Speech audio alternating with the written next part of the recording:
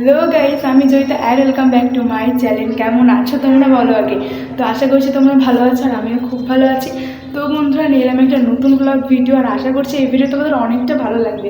তো তোমরা থাম্বনেল দেখে তো বুঝতেই পেরেছো এই ভিডিওটা কী নিয়ে হতে চলেছে। ইয়েস বন্ধুরা, এই ভিডিওটা হতে চলেছে মা বাবার বিবাহবার্ষিকী রিলেটেড ভিডিও। তো একদম শুরু থেকে শেষ পর্যন্ত দেখতে থাকো, কোনো স্কিপ করো না।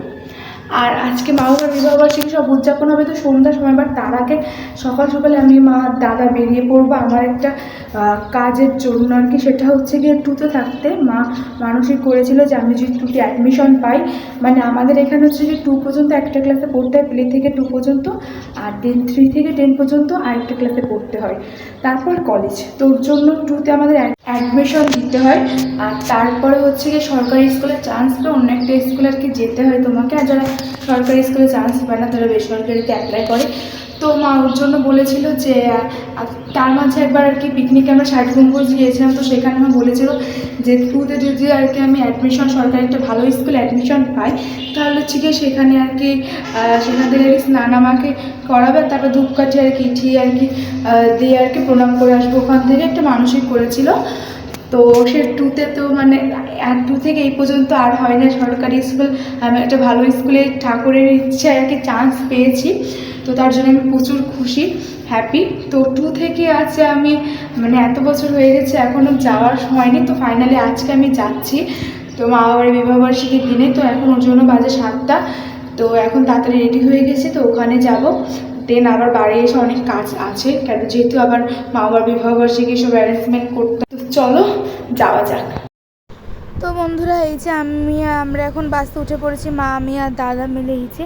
তো এখন 60 গম্বুজের ওখানে যেতে কিন্তু আমাদের প্রায় 1 ঘন্টার মতো লাগবে। 1 ঘন্টার আগে হয়তো পৌঁছে যাব, কেন বাসটা খুবই ভালো পেয়েছি, তাড়াতাড়ি বেশ যাচ্ছে। তো রাস্তাঘাট দেখতে দেখতে কিন্তু যাচ্ছি। তো এই দেখো ফাইনালি কিন্তু আমরা পৌঁছে গেছি। আর ওই যে সামনে দেখতে পাচ্ছ তোমরা, এই যে এখন আমরা কিন্তু ঢুকবো। আর দেখো চারপাশে দোকান আছে, কিন্তু যেহেতু আমরা খুব সকাল সকাল এসেছি একটা দোকানও খুব তেমন খোলা নেই, দু একটি এরকম খোলা আর কি। তো এখন আমরা যখন পৌঁছেছি তখনই বাজে হচ্ছে গিয়ে তোমার 9টা বাজে আর কি। তো আমরা খুব সকাল সকাল চলে এসেছি। আর এখানে কিন্তু তোমার গাইস 9টা বাজলে কী হবে, এখনও কিন্তু ভিড় নেই আর কি, ঠিক আছে, অল্প কিছু ভিড়। আমরা তাড়াতাড়ি কিন্তু এখানে কাজ সেরে কিন্তু বেরিয়ে যেতে পারবো। আর আমি 7 বছর আগে যখন এখানে এসেছিলাম, টুতে যখন পড়েছিলাম, তখন না এখানে এত কিছু ছিল না। নদীতে সব হচ্ছে গিয়ে তোমার গাছগাছালিতে ভরা ছিল, এরকম সিঁড়ি বাঁধানো ছিল না। আর এখন দেখো কতটা পাল্টে গেছে, আমি তো ফার্স্টে চিনতে পারছিলাম না। মা বলছে যে না আমরা এখানে এসেছিলাম। তো দেখো এখানে কিন্তু এখন তেমন নদীতে কিন্তু গাছগাছালি পড়ে নেই। আর কি সুন্দর এখন ঘাট বাঁধানো, এবং পুরুষদের স্নান করার ঘাট কিন্তু আলাদা, আর মেয়েদের স্নান করার ঘাট কিন্তু সম্পূর্ণ আলাদা। তো আমি তো স্নানটা একদম সেরে নিয়েছি। আর স্নানটা দেখো সেরে নেওয়ার পরে কিন্তু এখানে হচ্ছে গিয়ে একটু মসজিদে পুরো প্রদক্ষিণ করে কিন্তু আমরা এখন চলে যাব। তো যাওয়ার পথে গাইস খিদে লেগে গিয়েছিল, আর বাড়ি যেতে এখনও যেতে 1 ঘন্টা মতো লাগবে। ওর জন্য এখানে দাদার আমি পরোটা খেয়ে নিয়েছি, পরোটা ডাল ভাজি, আর মা হচ্ছে গিয়ে বিস্কিট আর কলা খেয়েছি। বাড়ি চলে এসেছি আর প্রচুর কষ্ট হচ্ছে। তো এখন আগে একটু চা খেয়ে নেব, কারণ সকালে চা খাইনি, মাথাটাও ধরেছে প্রচুর। আর আজকে কিন্তু বাবা চলে আসবে, হ্যাঁ 9টার দিকে আর কি বাংলাদেশে চলে এসেছে। তো আর ঘন্টাখানিকের মধ্যেই হয়তো চলে আসবে। তো যাই হোক চলো, তো একটু বাদে তোমাদের সাথে ভিডিওটা কন্টিনিউ করছি, তো দেখতে থাকো আর সঙ্গে থাকো। সো বন্ধুরা, আজকে লাঞ্চে ছিল বরবটি ও আলু ভাজি, আর তার সাথে ছিল হচ্ছে গিয়ে সিম্পল হচ্ছে গিয়ে শিং মাছের ঝোল। আর তোমাদের সাথে একদম ডাইরেক্ট কিন্তু আমি লাঞ্চেই একবারে কথা বলছি। তো বন্ধুরা, এখন সন্ধ্যা হয়ে গেছে আর আমরা কেবল বয়রা বাজার থেকে এলাম আসলে কেকটা আনতে। তো ভিডিও করা হয়নি, কেননা মোবাইল নিতেই ভুলে গেছি তাড়াহুড়োতে। তো কেক আনতে গিয়েছি আর টুকটাক আর কিছু লাগবে সেগুলো আনতে গিয়েছি।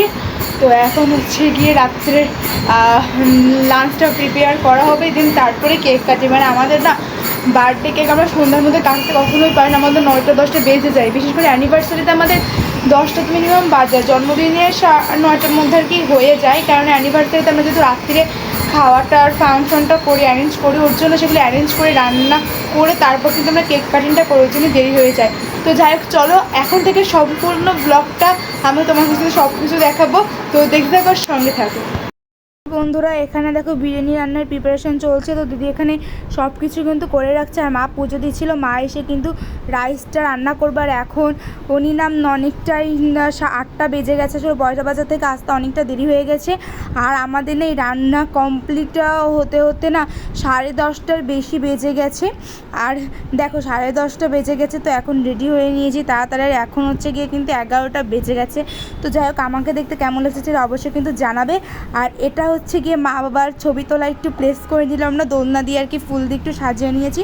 তো কেমন লাগছে সেটা অবশ্যই কিন্তু আমাকে জানাবে।